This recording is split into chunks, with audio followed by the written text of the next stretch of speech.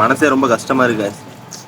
அதாவது என்னாச்சுன்னா, என் தம்பிக்கு வந்து பித்தப்பையில கல் இருக்கு. ஒரு 2 வருஷமா பித்தப்பையில கல் இருக்கு.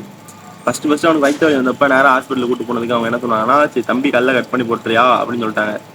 எங்க மனசு கேட்கல. ஏன்னா கடவுள் கொடுத்த ஒரு உறுப்பை கட் பண்ணி போடுறதுக்கு நமக்கு என்ன ரைட்ஸ் இருக்குன்னு சொல்லிட்டு வேற வழியில் என்ன பண்ணலான்னு பார்த்தா சித்த மருத்துவம் பண்ணி கரைச்சிடலாம், ரொட்டிடலாம்னு சொன்னாங்க. சரின்ட்டு ஃபர்ஸ்ட் ஒரு வாட்டி சிவகரியில் போய் சாப்பிட்டான். அவன் ஒரு 3 மாசம் சாப்பிட்டான். அவன் அப்போ ஒரு 3-4 வாட்டி ஸ்கேன் போட்டான். அதுக்கப்புறம் கோயம்புத்தூர்லேருந்து அனுப்பி விட்டாங்க. அது ஒரு 6-7 மாசம் சாப்பிட்டான். அவன் ஒரு 7-8 வாட்டி ஸ்கேன் போட்டான்.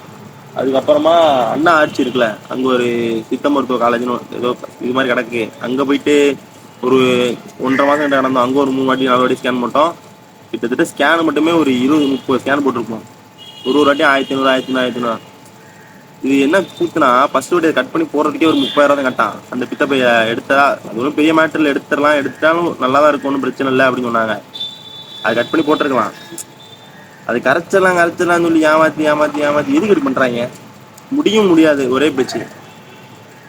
அவன் பாவமா இருக்கும். நம்மளாம் நார்மலா சிக்கனை மட்டன் சாப்பிடும், அவன் பார்த்து சாப்பிடுவான். இதெல்லாம் சாப்பிட்டா செரிக்காதுன்னு.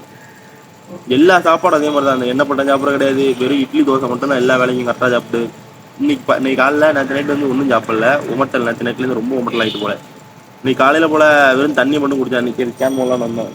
கடைசியாக தான் ஸ்கேன் மூலம் வந்தோம். தண்ணியை மட்டும் தான் குடிச்சா. இன்னைக்கு காலையில் இப்போ தண்ணி வாங்கி எடுத்தான். எதுவுமே சாப்பிட முடியாது. பார்க்கறதுக்கே ரொம்ப பாவமா இருக்கு. எதுக்கு இப்படி லாடுறாங்க அடுத்தவங்களோட உடலோட? முடியாது. அவர் ஃபர்ஸ்ட் ஒரு டாக்டர் சொன்னாரு, தம்பி இதை கட் பண்ணி போட்டலாம், இது ஒன்றும் பெரிய மாட்டல. 2 நாள் ஒரு மாதம் 3 நாள் நீ உங்களோட வேலையை பார்க்க ஆரம்பிச்சலாம் அப்படின்னு சொல்லிட்டாங்க. அதை நான் கேட்டிருக்கணும். அது கேட்காம விட்டாது தப்பு.